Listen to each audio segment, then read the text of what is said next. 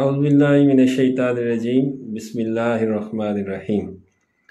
حکیم میاں احسن آپ کی خدمت میں حاضر ہے۔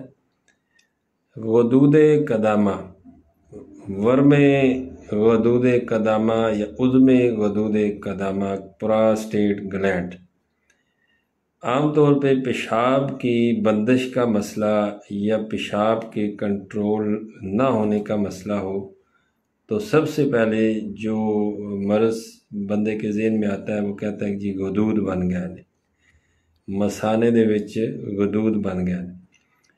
تو پراسٹیٹ گلینڈز جو ہے وہ انلارجمنٹ، الٹرا ساؤنڈ کرواتا ہے بندہ، انلارجمنٹ کا جو ہے وہ آتا ہے۔ ویسے اصولی طور پہ جو طبی طور پہ ایک بندے کا پراسٹیٹ کا سائز جو ہوتا ہے وہ چوڑائی اس کی جو لمبائی ہے 4 سینٹی میٹر ہے، چوڑائی اس کی 3 سینٹی میٹر ہوتی ہے اور موٹائی اس کی 2 سینٹی میٹر ہوتی ہے۔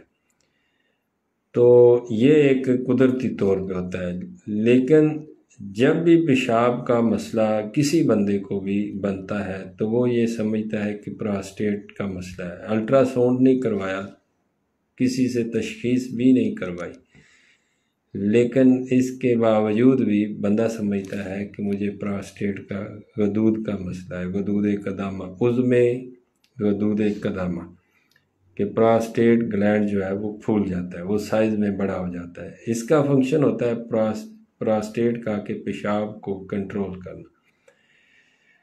تو اس کے علاوہ بھی کافی ساری پیشاب کے مسائل ہوتے ہیں کہ جن میں اعتباس البول، جس میں یہ ہوتا ہے کہ پیشاب، اعتباس البول میں یہ ہوتا ہے کہ پیشاب بالکل بند ہو جاتا ہے، پیشاب آنا ہی بند ہو جاتا ہے، اور یہ 3 مزاجوں میں ہوتا ہے۔ سرد خشک مزاج ہے، گرم خشک مزاج ہے، اور تر سرد مزاج میں بھی کبھی کبھار یہ ہوتا ہے۔ اس کے علاوہ ہے بول الدم، کہ پیشاب کے اندر خون کا آنا، اور یہ ہوتا ہے گرم خشک مزاج میں۔ یہ سوزاک پرانا ہو، اس کا مسئلہ ہو، اس کے اندر کرا بن گیا ہو، کثرت جل کی وجہ سے بھی ہوتا ہے، کثرت و طمس کی وجہ سے بھی ہوتا ہے۔